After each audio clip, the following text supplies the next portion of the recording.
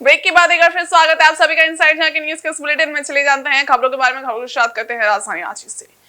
आयुष्मान योजना को लेकर रांची के एक निजी होटल में सेमिनार का आयोजन किया गया, जहां इस दौरान राज्य के स्वास्थ्य मंत्री इरफान अंसारी ने लंबे समय से इंतजार कर रहे डॉक्टरों को खुशखबरी दी और कहा कि किसी कारण योजना का पेमेंट नहीं जा रहा था, लेकिन कल से सभी हॉस्पिटल को पेमेंट मिलना शुरू हो जाएगा। इस बीच उन्होंने कहा कि राज्य के 212 हॉस्पिटल में ईडी की जांच चल रही है। जांच के बाद ही इन सभी अस्पतालों का भुगतान क्लियर होगा। वहीं उन्होंने कहा कि यदि बिल होने में देरी होती है तो मैं खुद दिल्ली जाकर ईडी से बात कर पेमेंट करवाने की कोशिश करूंगा। रिक्वेस्ट करना चाहूंगी कि हमारे मुख्य अतिथि महोदय डॉक्टर इरफान अंसारी जी ऑनरेबल। मैं कह रहा हूँ कि हम उस पर बैठक करेंगे और बैठक करके निर्णय लेंगे, लेकिन जो सुप्रीम कोर्ट का जो गाइडलाइन है कि कोई भी हॉस्पिटल जो है वो मरीज को नहीं रख सकता है, आपको रिलीज करना ही होगा। तो कुछ हॉस्पिटल कुछ मैनेजमेंट जो डायरेक्टर है उन्होंने कहा कि सर किसी का 4 लाख बकाया है, किसी का 5 लाख बकाया है, तो सर कैसे करेंगे। तो हमने कहा कि अभी लोड लेना ही होगा हमको और हम विचार करेंगे, लेकिन वो जो पैसा का कंपनसेट हम दूसरे वे से करवा देंगे। लेकिन जो फैसला ले लिया सरकार ने उस फैसला को स्ट्रांगली फॉलो करना होगा। इस बीच डॉक्टरों ने भी खुशी जाहिर की और कहा कि जिसका इंतजार था वो अब खत्म हो गया। साथ ही उन्होंने स्वास्थ्य विभाग से ये भी अपील की है कि जो बचे 212 हॉस्पिटल हैं उनका भी बिल जल्द से जल्द पूरा कर दे।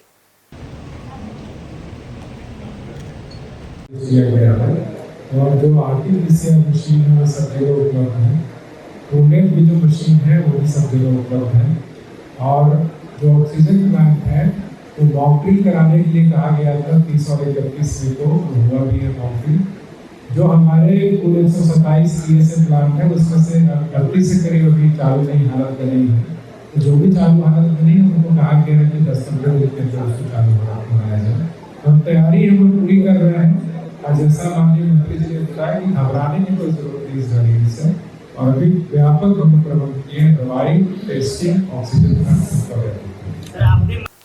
राजधानी रांची स्थित भाजपा प्रदेश कार्यालय में आज विकसित भारत का अमृतकाल सेवा, सुशासन और गरीब कल्याण के 11 साल विषय पर एक दिवसीय कार्यशाला का आयोजन किया गया। कार्यशाला में प्रदेश पदाधिकारी, जिलाध्यक्ष गण, सभी जिलों की आयोजन समिति सहित विभिन्न मोर्चों के अध्यक्ष, पदाधिकारी, सोशल मीडिया के प्रमुख शामिल रहे। वहीं प्रदेश महामंत्री, सांसद एवं कार्यक्रम के प्रदेश संयोजक आदित्य साहू ने कहा कि मोदी सरकार है जो प्रतिवर्ष देश की जनता को अपने कार्यक्रमों का लेखा जोखा प्रस्तुत करती है। जिस जनता ने मोदी सरकार पर भरोसा किया उनके सामने आंकड़ों के साथ उपलब्धियों को बताना अपनी जिम्मेवारी समझती है। कहा कि 5 से 30 जून तक विभिन्न कार्यक्रमों को समर्पित है। उन्होंने सभी कार्यक्रम को संपर्क और संवाद के माध्यम से प्रभावी ढंग से धरातल पर उतारने का निर्देश दिया। कि देश आजाद होने के बाद देशवासियों को पहली बार ऐसा महसूस हुआ है कि आदिवासी के लिए सरकार बनाते हैं, लेकिन आज सबसे अधिक जमीन किसी की जमीन की जरूरत हो रही है तो आदिवासियों को हो रही है। आज विकास से वंचित है, सबसे अधिक कोई है तो गांव में रहने वाला आदिवासी विकास। अन्याय, अत्याचार, बेटी बढ़ने का धर्मांतरण करा करके यदि किसी का आबरू लूटने का काम किया रहा है, संपत्ति को लूटने का काम किया रहा है, तो आदिवासी बहनों, आदिवासी परिवार की लोगों के साथ किया जा रहा है। तो आदिवासी समाज भी आज इस सरकार से त्रस्त है और मजबूर होकर के आदिवासी समाज 4 लोगों को बंदी बुलाया है। मुझे लगता है कि बंदी झारखंड का इतिहास बनेगा। ये तो निश्चित रूप से तो आए दिन समाचार पत्र में आता है। हाँ, पत्रकार मित्रों को तो विशेष टारगेट सरकार करती है ताकि हमारी कमियां ये लोग दर्ज के भय से उजागर न करें। सिर्फ तरह तरह का हथकंडा अपना करके पत्रकारों में, नेताओं को भयभीत करने का काम करती है कि हम तो कर रहे हैं, उसको कोई नहीं बोले, कोई नहीं लिखे, कोई नहीं चैनल में दिखाए, कोई भी नहीं सुने। इस प्रकार का चौतरफा हरास करने का काम ये लोग कर रहे हैं। कोई इमरजेंसी के समय जो हालात इस देश में था, मुझे लगता है कि दूसरा पार्ट झारखंड में चलाने का प्रयास कर रहा है, लेकिन उनका मंसूबा सफल नहीं होगा। वहीं आदित्यपुर थाना अंतर्गत त्रिपुरारी कॉलोनी साल्डी बस्ती में 1 जून की शाम हुई फायरिंग की घटना का पुलिस ने 24 घंटे के भीतर खुलासा कर लिया है। इस हमले में दीपांकर भूया को पैर में गोली लगी थी, जिससे वह गंभीर रूप से घायल हो गया था। वहीं आदित्यपुर थाना में इस संबंध में प्राथमिकी दर्ज की गई थी। मामले की गंभीरता को देखते हुए अनुमंडल पुलिस पदाधिकारी के नेतृत्व में एक विशेष टीम गठित की गई, जिसने तेज कार्रवाई करते हुए 4 अपराधियों को गिरफ्तार कर लिया और घटना में प्रयुक्त हथियार भी बरामद किए। आयोजित प्रेस कॉन्फ्रेंस में पुलिस अधीक्षक मुकेश लनायत ने बताया कि इस वारदात की साजिश बदले की भावना से रची गई थी। आरोपी मोहित प्रमाणिक ने अपने पिता सुभाष प्रमाणिक पर अगस्त 2024 में हुई फायरिंग की घटना का बदला लेने के लिए इस हमला करवाया और उसने अपने 3 साथियों के साथ मिलकर दीपांकर भूया को गोली मारी। गिरफ्तार आरोपियों में आदित्यपुर निवासी मोहित प्रमाणिक उर्फ छोटकू, सुजल अधिकारी उर्फ सुजल बच्चा, रोहित देशपांडे उर्फ चीकू और जिशु गोप शामिल हैं। पूछताछ में चारों ने अपना अपराध स्वीकार कर लिया है।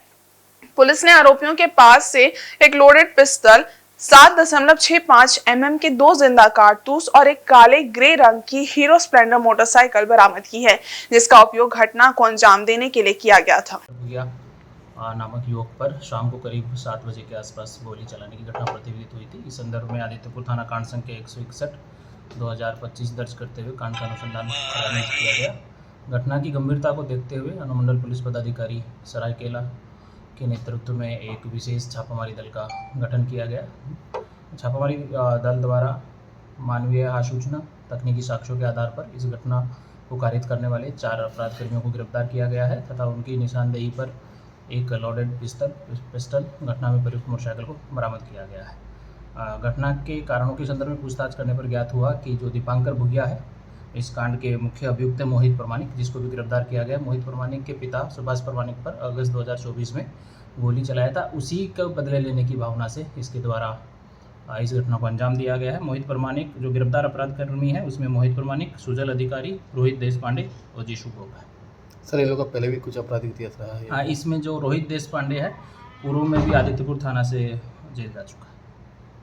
इसमें घटनास्थल पर 6 लोगों के जाने की सूचना है। इस घटना में जो भी संलिप्त अपराध कर्मी है, उनकी सत्यापन किया जा रहा है। घटनास्थल पर अभी तक के अनुसंधान में 4 ही लोगों के पाए जाने की पुष्टि हुई है, लेकिन घटना की रेकी करने में या बाकी चीज़ों में जो भी संलिप्त है उसकी सत्यापन करते हुए और उसके विरुद्ध साक्ष्य संकलन करते हुए भविष्य में गिरफ्तारी सुनिश्चित की जाएगी। इधर जमशेदपुर के परसुडी थाना अंतर्गत 4 खंबा चौक के निकट मोटरसाइकिल सवार एक युवक को अनियंत्रित जेसीबी ने अपनी चपेट में ले लिया। घायल अवस्था में युवक को सदर अस्पताल पहुंचाया गया, जहां इलाज के क्रम में युवक की मौत हो गई। घायल युवक की पहचान सिद्धगुड़ा निवासी 28 वर्षीय रमेश टुडू के रूप में की गई है, जो अपनी बाइक से स्टेशन से सुंदरनगर की तरफ जा रहा था। वहीं दूसरी तरफ बाजार समिति वाले मार्ग से आ रहे जेसीबी से परसुडी थाना अंतर्गत 4 खंबा चौक के पास दोनों वाहनों में टक्कर हो गई, जिसमें बाइक सवार रमेश टुडू गंभीर रूप से घायल हो गया। स्थानीय लोगों की मदद से घायल अवस्था में रमेश टुडू को सदर अस्पताल पहुंचाया गया, जहां इलाज के क्रम में युवक ने दम तोड़ दिया। जानकारी देते हुए परसुडी थाना के पुलिस पदाधिकारी मोहम्मद फैज अहमद ने बताया कि जेसीबी और बाइक में टक्कर हुई है, जिसमें बाइक सवार 28 वर्षीय सिद्धगुड़ा निवासी रमेश टुडू घायल हो गया। वहीं अस्पताल में इलाज के दौरान युवक की मौत हो गई है। उन्होंने बताया कि फिलहाल जेसीबी को जब्त कर आगे की कार्रवाई की जा रही है।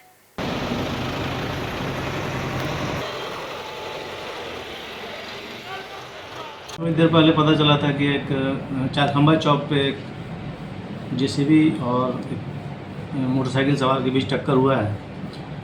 घायल के बारे में पूछने पर पता चला कि लोगों के द्वारा जल्दीबाजी में उसको उठा करके सदर अस्पताल ले जाया गया है, लेकिन सदर अस्पताल से संपर्क करने पर पता चला कि इसकी मृत्यु हो चुकी है। क्या नाम है युवक का, उम्र कितनी होती है? युवक का नाम रमेश टुडू के रूप में सामने आया है अभी तक, और उसकी उम्र लगभग 28 वर्ष। कहाँ का रहने वाला है सर ये? सिद्धगुड़ा क्रॉस रोड नंबर 10। आगे क्या कुछ कार्रवाई सर आपको की जाए?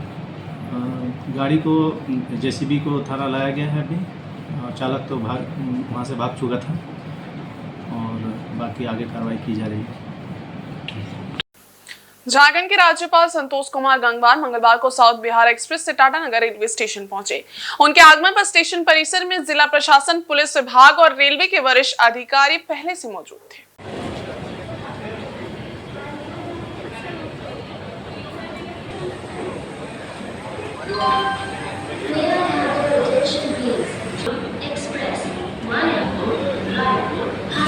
ट्रेन से उतरने के बाद राज्यपाल का गरिमापूर्ण स्वागत किया गया।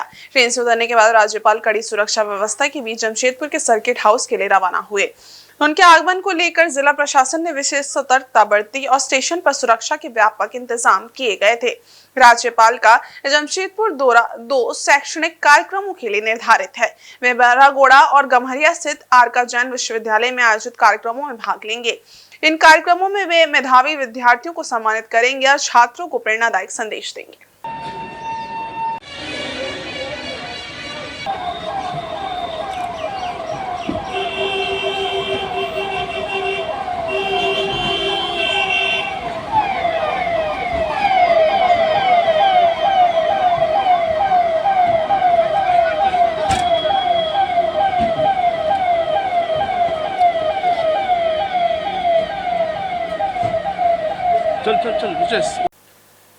जमशेदपुर के सीताराम डेरा थाना क्षेत्र अंतर्गत बाराद्वारी में कुछ युवकों ने एक युवक पर चापड़ से हमला कर उसे घायल कर दिया।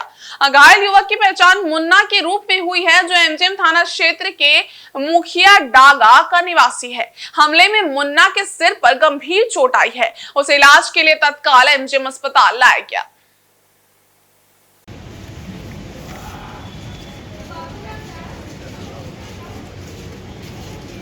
मुन्ना ने बताया कि मंगलवार को उसकी बहन की शादी थी, जो मुखिया डागा में हुई। शादी में डीजे बजाने को लेकर कुछ युवकों से विवाद हुआ था। विवाद इतना बढ़ गया कि हाथापाई की नौबत आ गई और मुन्ना ने एक युवक को थप्पड़ भी मार दिया था। बताया जा रहा है कि इसी बात का बदला लेने के लिए बुधवार की रात को मुन्ना पर हमला किया गया। घटना के वक्त मुन्ना अपने एक दोस्त को लेने बाराद्वारी आया था, तभी 3 युवकों ने उस पर हमला कर दिया। आरोपियों ने चापड़ से हमला कर मुन्ना को घायल कर दिया और उसकी बाइक को भी क्षतिग्रस्त कर दिया। सूचना मिलने के बाद पुलिस मौके पर पहुंची और घायल को अस्पताल पहुंचाया। आपके थाना से है? थाना से कि मेरा साथ कुछ नहीं हुआ सर, मेरा बहन का शादी था सर। कब था? कल शादी था। कल शादी था, मतलब वहाँ पर ही शादी में बॉक्स बजाने के लिए आया था लोगों साथ में, तो लड़का लोग। हाँ। तो यहाँ से बॉक्स गया था डांगा, वहाँ पर बॉक्स बजाने के चक्कर में गया। लोगों दारू पी के गाली गलौज कर रहा था, समझाने के लिए गया मेरा बस्ती का लड़का लोगों। तो लोगों को हम लोगों ने सपोर्ट किए कि गाली गलौज मत करो। इधर मेरे दोस्त लोगों ने सपोर्ट किया, डांगा था। जो लोगों ने मना किया ना, उसका सपोर्ट किए कि मत गाली गलौज मत करवाया, तो लोगों को सही बोला। तो लोगों को डांगा का लड़का एक जाप मारा था उसको। तो हम यहाँ पर मेरे गाड़ी खड़ा करके गए थे, तो यहाँ पर मेरे गाड़ी की गुड़ी तोड़ दिया और शाम में 2 बजे रात को मेरे को मारा है सर। कौन मारा, नाम बताओ। हाँ, तो क्या नाम है उसका? शेखर, और उसका नाम रोहित ना, रोहित। शेखर रोहित। हाँ, शेखर। 2 लोग। हाँ। कब मारा? हाँ, 2 बजे रात को रोहित मारा था। रोहित और एक जन सर ना, रोहित के साथ। सुबह कौन मारा? सुबह में? हाँ, सुबह में अभी थोड़ा देर 1-1.5 घंटे पहले। कौन मारा? हाँ, शेखर मारा और रोहित लोग। कहाँ पे मारा? हाँ, सर में मारा। कौन जगह मारा? एड्रेस जगह बाराद्वारी। हाँ, काची से मारा? हाँ, चाइनीज चापड़ से मारा सर, और बांस का मेन या शिकायत की जाती नहीं किया सर अभी जाके। कौन थाना पड़ेगा? हाँ, एमजीएम हमारा जो यहाँ का थाना दूसरा पड़ेगा। यहाँ का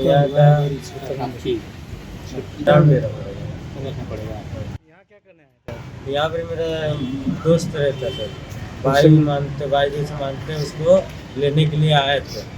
तो यहाँ पर गाड़ी में भी तोड़ा है, उसी कारण से हम यहाँ पर गाड़ी छोड़ के, मतलब गाड़ी यहीं रहने दिए। तो आज वहाँ पर मेरा और लड़के से मेरा दोस्ती आ रही था, तो उसका घर वाला से बात किया, तो उसका घर वाला बोला कि छोड़ो, तो सब आम बात है, बात की यहाँ रफा दफा करो।